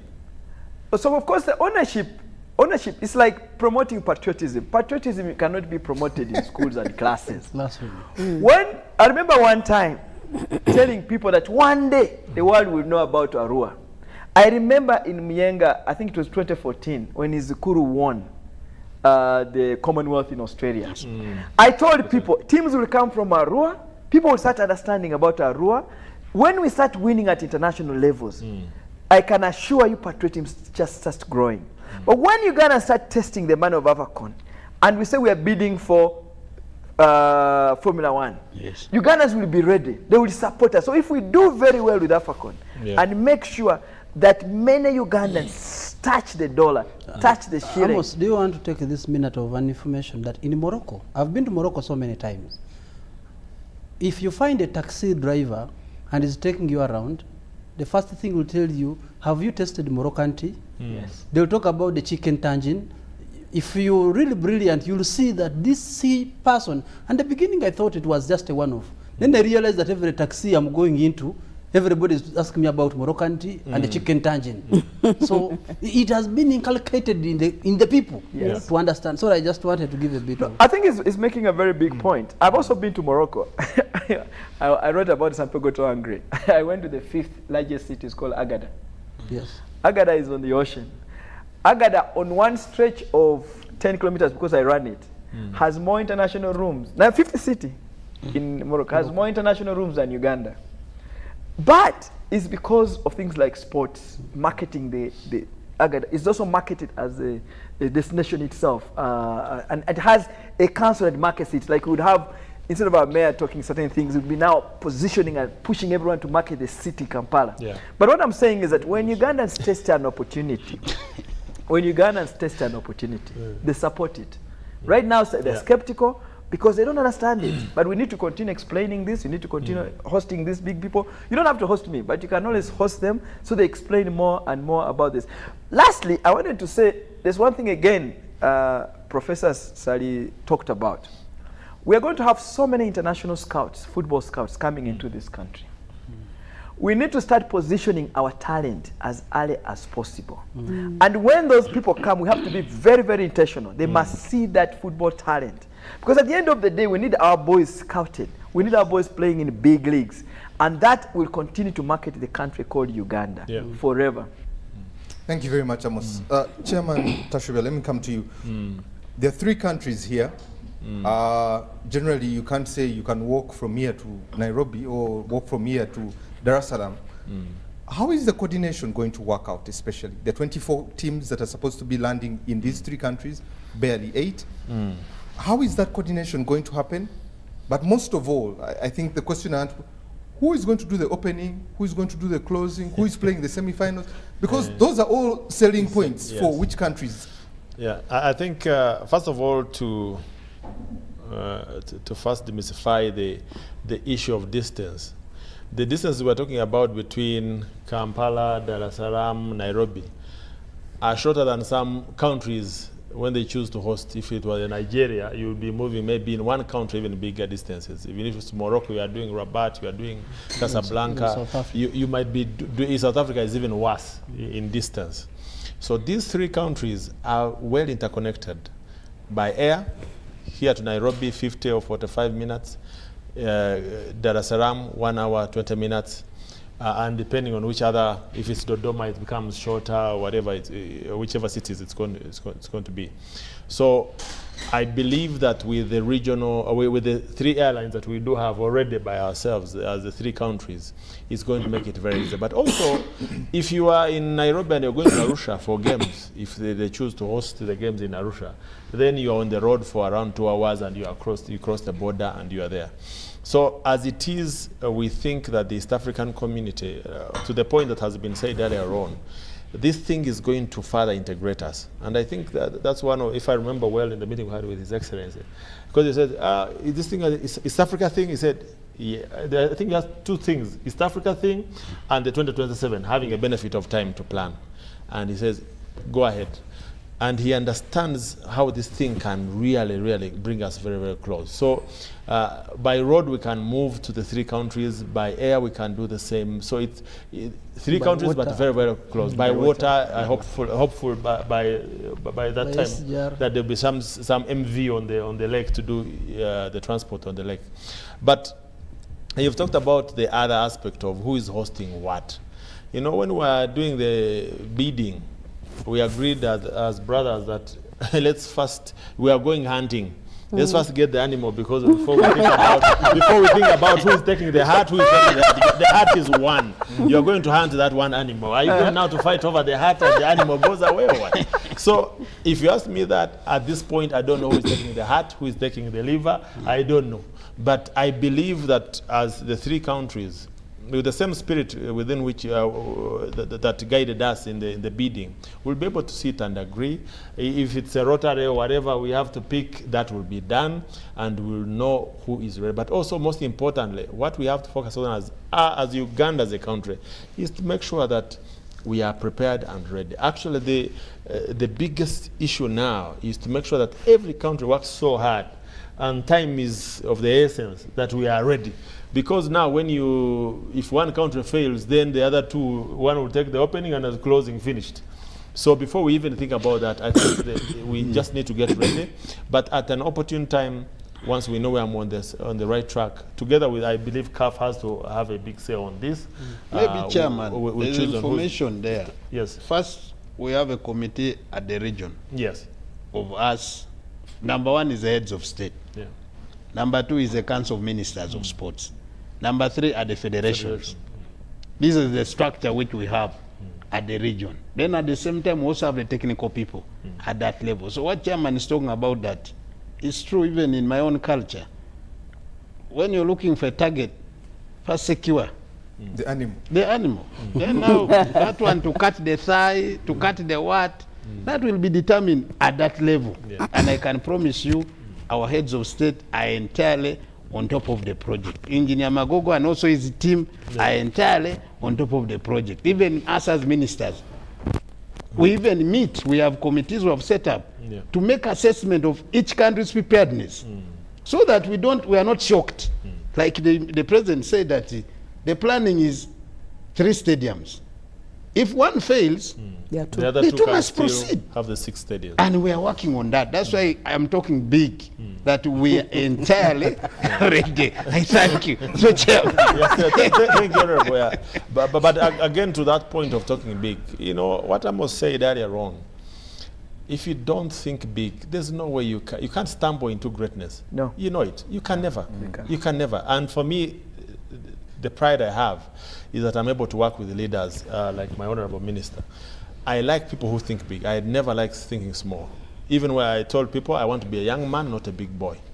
When I'm young, I need responsibility, I need to be challenged. And that happened at a very young age. When I became a president of a federation, people were thinking I was 10 years older than I was. So sometimes you have to aspire to it. If we didn't have this kind of leadership, if our engineer and team had not thought that we could get this, would we be here talking? We would not. You know, and I've been with Amos down the trenches for so many years. We've sat on the bench to eat food of 200 shillings. And we've worked on some big projects, dreamed some other bigger projects. And some of the, until you dream big and think big and talk big, that you actually walk into those kind of dreams. So I'm really, if you asked me, if you wake me up out of the sleep at midnight, I'll tell you we are hosting Afcon and it's going to be very successful. And I have no doubt in that. I have had the president give a go-ahead. The First Lady, Mama, signed guarantees to the same. My minister is constantly saying it is big and we're moving there. We are going there. When we started the Lugogo thing, it was like a joke. Minister, when I said, your minister is talking big, someone was telling me the same thing. Your minister is talking big. I said, I don't like a minister who talks small. And I'm happy that he's here and backing his word. So we'll have Afcon, we'll succeed. The 3 countries will work together to make sure that it's successful.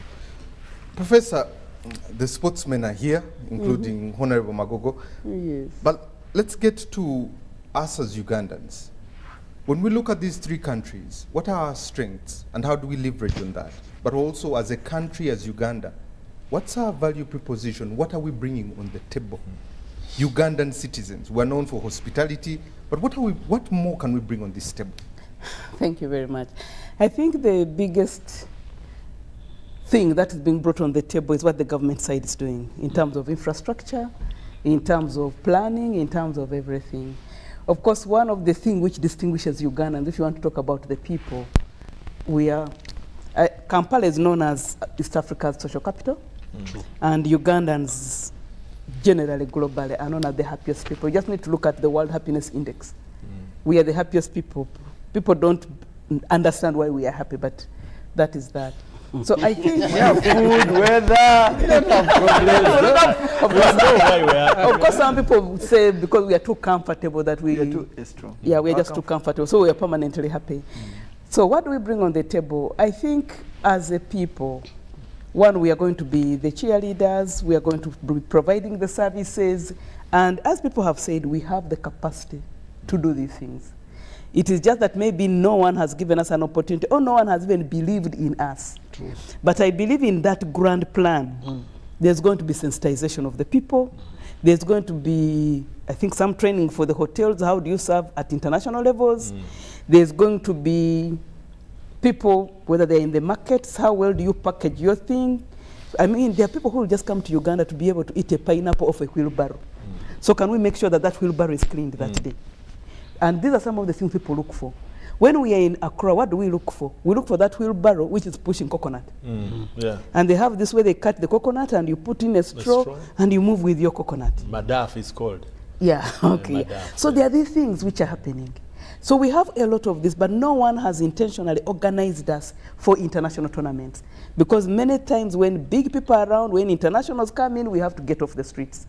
But this time we are saying, let it be different. The other thing for me in the whole schema of thinking big, I don't want this to, or I wouldn't wish this to just end with Kampala people. How do we take this to the people beyond Kampala? I don't know how you people do viewerships, but can we ensure that kids in the village get to see this thing? Yeah. We are all saying this is an event of a lifetime. We don't know when the next Afcon is going to come. So can a child who is living today in the rural villages get to see? Yeah. I mean, they see those things in Europe, they see La Liga, they see Premier League. But I know when games come around, there's a way people ticket, there's a way that people bid, there's a way people get viewership rights, or is it streaming rights? Is there a possibility of this being subsidized so that the poor kid in the village can get to see this thing? The other thing I think we should focus on, I know in the past when we were younger, there used to be these things, if something big is happening, kids are brought to activity, not all of them, but a few of them. And for me, I am a little bit happier that is actually happening around election time. Why is this important? Each time there's an election, politicians sponsor football tournaments. They also buy footballs. That's true. Now, can we begin from the Only house? during that time. I don't know why around that time. The MPs are there. But I know there's a lot of football tournaments that we watch in villages because there's an election round the corner. So, can we begin this song of Pamoja in the house? So that even before then, as we build up, the teams are playing with the theme of Towards Pamoja. Whether it's Ondo Paraka, vis-a-vis Mbale Heroes, vis-a-vis Sports Club Villa, so that even on and these are big leagues, but there are those small teams there of schools, so that the schools which will win in a particular region will at least have 5 of their pupils coming to Kampala to watch Afcon live. So the other 100 will be left there. But at least they will know that we competed, we didn't win, but the 5 who competed went to Kampala. This might be their only chance of a lifetime to participate in these tournaments. But you asked, what do Ugandans bring on the table? Actually, Ugandans bring a lot. We are not just happy, but we are also among the most peaceful countries.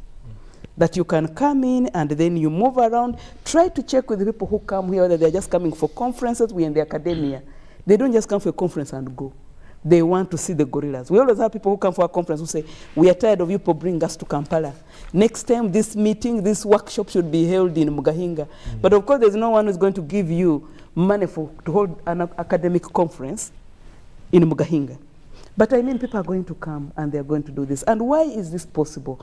Because we are fairly peaceful. We are not as violent as many of these countries. I mean, you go to South Africa, you have to watch each and everything. Everywhere. You even fear to step out of your hotel room if you're not in a vehicle. When you go to shop, you are told not to jump into any taxi. Wait for the hotel shuttle that took you to pick you. But they held this World Cup thing. Professor, can I just in a line? In 2010, the South African government did a campaign to say to criminals, if you want to call them, and say, guys, settle down.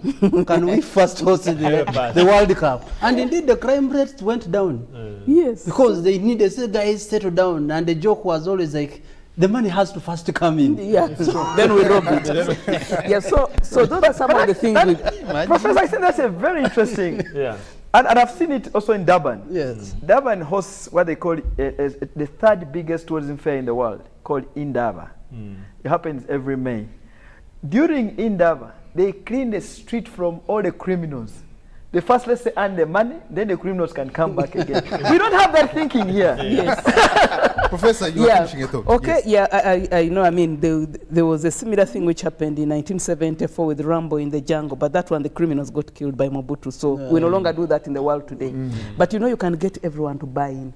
Now, in Uganda, you may not need to tell people, guys, settle down, because everyone knows that there is someone in charge and that the security forces are in charge. But also people just don't like this kind of mayhem of killing people and slitting the other one just for the sake of it. The society, by the way, does not tolerate that kind of behavior. So those are the things we are bringing. Also, the other thing is Ugandans are fairly helpful people. If you ask for a direction to X, they're not going to take you to Y. So as to rob you. Very true. So there's a lot we bring on the table. But of course, the other thing is, as I said, You can eat the sweetest pineapple off a wheelbarrow, and you're not going to be cheated. The border. So we just need more sensitization to get buy-in. But otherwise, we have a lot to offer as a country. But please, let even this other child know they have a chance and they can compete to come to Kampala. And I'm going to go back all the way. I'll start with Chairman Tashovia. You were part of Uganda Olympic Committee, still are. You built a facility in Busia. My fear with these facilities, it's a long-term, heavy investment, capital intensive. What happens after Afcon with these facilities? Legacy of the games is should not only be the facility, it should be the programs. And a strategy on where we build infrastructure is going to be very, very important for how we use these facilities after.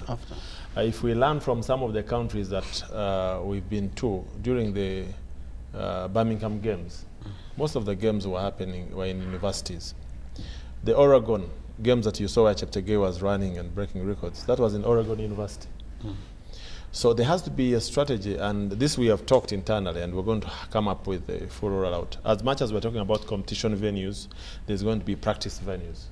Okay, these teams that come, every group I think needs around 2, for practice, where we position them, and even to the point that was said that we need to continue sending this talent to Europe. We need to see where we position this infrastructure, and it can help on continuing to grow sport. The design of the infrastructure, where it is positioned, and how it is used thereafter. So I know we had Olymp Africa in Busia. The level of Olymp Africa is not what we're talking about, and really it's a project, yes, but it's a very, very small project. I believe that the project that we'll come up with should be designed to a good level where they can help sport, but also as much as we are preparing talent to play these games ahead, most likely we work with the athletes that we already have that are ready, maybe 18 years old to 25, that will be ready in another 4 years. The strategy that the federation together with government has to be on how then do we continue that outflow of players into professionalism by either positioning one of the facilities to be an academy, because the Honorable Minister, has already signed off to what we are looking at as a master plan of where we want academies, where we want the regional stadia. So we need to start now so that later on it can be used and it can be impactful to the sports community, but also to help us churn out talent. So that should be the strategy for the legacy of this. Amos, coming to you, especially on two fronts. One is accommodation. How prepared are we in that area? You know this pretty well, especially in the international market, but also here. But we are majorly a leisure tourism destination. How do we harness the business tourism? The reality is that Uganda has not begun tourism because of our massive potential. The advantage I like is that we have brought tourism in a discussion, and that all these things we're doing is actually about tourism. Tourism is about people traveling and spending money. So when these guys, what we're targeting here is actually tourism. So for me, first, it's going to be an incentive towards building more hotels. I just gave you an example of Kasese, and I said already now, many people are starting to build hotels for the next year because of the rooms, lack of the rooms. When people see opportunities, investment follows opportunities. When you market and people start to come, people then invest, knowing that there will be business. That's how it works. Now, but we must be very intentional, though. We must extremely very, very intentional. So East Africa has got about 120,000 what they call sensible rooms for tourism purposes. When they say tourism purposes, those are gradable hotels. Beyond that, of course, there are almost 300,000. But let's not forget that almost 65% of those are actually in Kenya. Uganda has got, by 2027, we might have about 7 chains of hotels. By 2027, Kenya is going to have close to 88 international chains of hotels. So we must have some incentives that will go towards making sure that Uganda is actually prepared with the quality of hotels. Transportation, we must also make sure that there are tax exemptions for tour operators that will be involved in bringing in transportation buses that will look quality, some high-end 4-wheel drives like how Rwanda has done for tour operators. You can bring in the latest Land Cruiser because the guys who are coming in as celebrities, they want, if the guys who play for Senegal are going to be guys who are earning lots of money, they're not going to be sitting in a very old ramshackle Land Cruiser. They're not going to be interested in that. So we must put that in consideration. But I just wanted to add, just qualify his point about the infrastructure. I was in London in May, and some of you probably follow me on Twitter. And the first time I went to Chelsea, the Stanford Stadium, and they had brought a conference there. We were all gathered in that stadium for a tourism conference. People had come from all parts of the world and selling to each other. But these kind of things only happen if you're intentional, if you're going to put resources towards marketing and positioning. And sometimes when I sit on these panels and I see so many brilliant people, I keep thinking, why is Uganda poor? When you listen to Sali, you listen to him, you listen to Magogo, you listen to Minza, you keep thinking, Ruachi, why can't we even be able to raise enough resources to pay 60% of our, 60% of our annual budget is the current budget. We can't pay it. But with this kind of thinking, if we're honest, I think we can be a first world country. Thank you very much. Lastly, Honorable Magogo, before I get to the Minister, I think one of the biggest challenges you have had in the Uganda Premier League is to have fans back in the stadiums, empty stadiums. But we have seen the Masaza having a mammoth of people, even driving across. How do we have people driven to Afcon? It might be just a no-brainer there. But also, how do we have it continuous? I think you haven't watched the FIFA drama as well. It has done well. This as is good the as competition where people from Lango came to Mukono and finished all the beer. We still have cases to answer. No, this is the reality. When these guys from Lango, Acholi, West Nile really travel, Winyoro, Toro, Busoga, Bugisu. The thing is, and this is what we are realizing, that we are packaging football, Ugandan football, in the way we want to, in the way we think we know. But meanwhile, the consumers have shifted. They also want to consume it in a certain way. I'll give you an example. In Ilira, there's a team called Blacks Power. On Saturday, it plays a league game, and there are no fans. On the following Saturday, Lango plays, the same players now playing for Lango, and the stadium is selling 100 million in one game. So I think we have a duty, and that's why I talked about the technical master plan, to re-ensure that we repackage the game we are selling in the way the consumers want to consume it. The moment you do that, the Ugandans who love Ugandan football, who love football, will fill up the stadium. But Tim, allow me also to talk about, there are certain things people looked at as negative. You know, when they announced the bid, people put up all kinds of memes, showing all these things.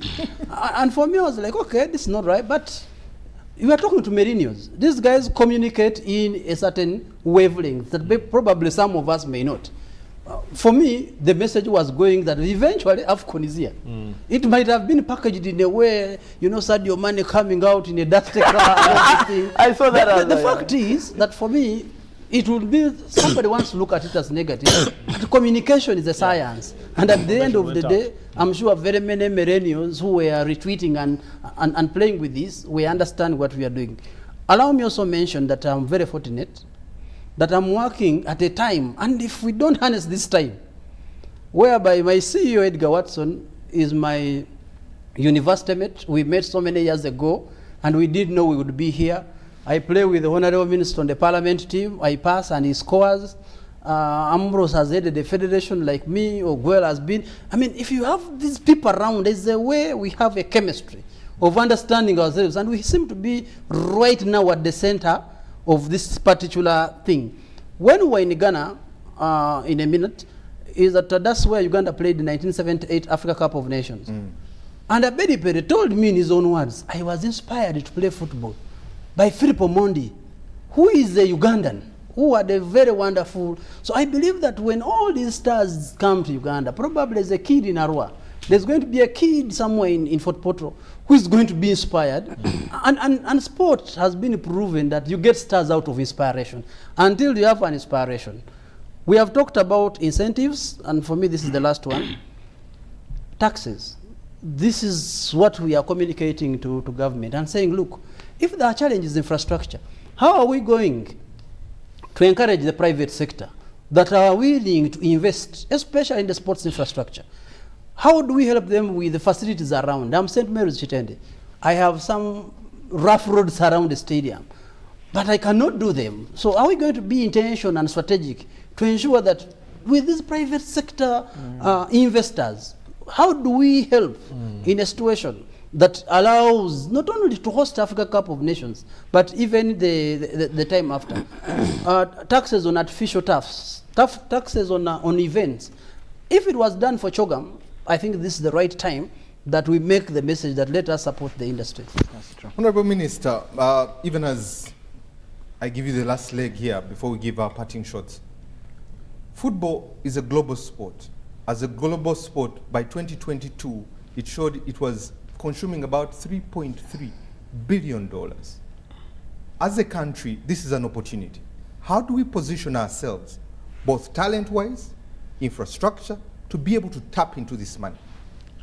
I thank you so much for that very wonderful question. First of all, I think I was in the cafe quarter with Engineer Magogo. Where was I? One person told me in Africa there are two important things. Number one is the Bible or Quran. The second one is football, in terms of being the most popular sport. So in line with that, truth be told, we will tap into a lot as far as this bid is concerned in the following ways. First, to begin with, you have the law. And I'm happy myself and the private mover is here. Before, we were operating under the 1964 Act. What? Yes. Where everybody was doing his own things at wish. But today, Engineer Moses is here. In terms of even sales of those jerseys, we want to guarantee you, if it is a national crane jersey, the federation now, as according to the law, will be the sole distributor, and they can be able to have different sales points. That also generates money to the federation to help develop football across the grassroots. And as far as government is concerned, any replica which is sold, I'm aware I'm also generating what?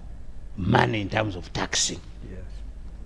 So in terms of how will it benefit people across, in my considered opinion, the existing law is one opportunity which is there, and it is also, the Afcon coming is going to help us a lot in that line. Number two, I also want again to say this, that like we have, first of all, we have a master plan. We have just approved the national sports policy. Maybe we get a new, first, by the way, I don't want to forget to mention this. Colleagues and fellow viewers, it's the Afcon which has brought us the national broadcaster to discuss sport. I was here as a Minister of ICT. So look at the advantages which are coming. I want to encourage the national broadcaster that you bring us back, you keep on bringing us back to unpack. Because now when we talk about what are the opportunities the law is availing itself, how is the national sports policy going to help the infrastructure development in the country? Because we have a master plan. Already it's there. Like now, engineer was telling you, forgive me, I'm calling you honorable engineer, because I know you as engineer. The honorable, you forgive me. They have demographics. Which area deserves to be given a football field? Because that's also yesterday people are confusing us, a stadium versus a football field. Fan base. Everybody has talked about it. As for us as government now, we already have those things. The only issue which we are only waiting for is one or two areas in terms of what you said, how do we support the private sector? For instance, is a good proposal coming in, how does government come in to reduce taxes or take away some of the taxes for us to allow the workers who have money to put in infrastructure? That's a question now which we must bring on table. Number two, how do we begin to bring in the question of having a sustainable fund to manage sports development in the country? That's the discussion now we must begin to bring in the table. And that discussion can come in now.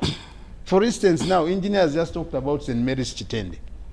I want to confirm. That's why I told you that my senior minister is already beginning to align this program of Afcon with other national development plans. There's what we call Greater Kampala Master Plan. That St. Mary's Chitende is meant to have a road under the Greater Kampala Master Plan, which is going to be worked on by government. It's already there. And personally, I worked with the Minister for Kampala to include that road in the Greater Kampala Master Plan for it to be worked on. Now, even if you look at other infrastructure we are going to bring in on board, we continue to work with other sectors of government. And there's going to be a national coordinating team, which is multi-sectoral, so that we try as much as possible to reduce on the budgeting. Because now, you asked me a very good question earlier on. How will you raise a 400 and something billion? But that money is here. And I want to re-emphasize to my people of Uganda that we are proud as East Africans, as Ugandans, that finally the long-awaited tournament, the long-awaited Afcon has come home. Okay. The question is, a song, and this is for the Federation. Amos, I know you're in tourism, but I think we really need a song, which is a Pamoja song, which is going to be a brand for the Afcon. So that we are talking about the ordinary person. When we go to the stadium, everybody should be singing this Pamoja song when Kenya is playing, when Uganda is playing, when Tanzania is playing. This is what will be able to unite us. The last one is I want to encourage, maybe before, maybe you give me some to give you parting shots.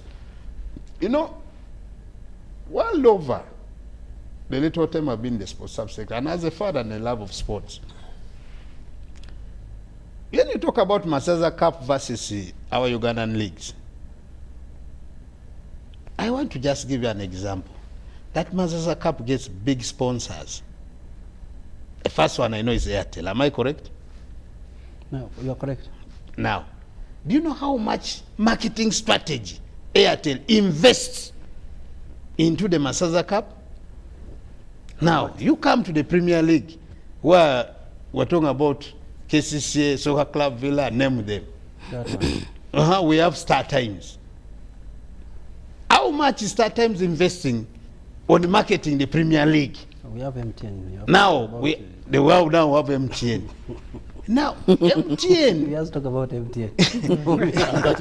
MTN, as of now, is going to invest a lot of money in terms of advertising for the Afcon, because I've already signed a contract with the FIFA.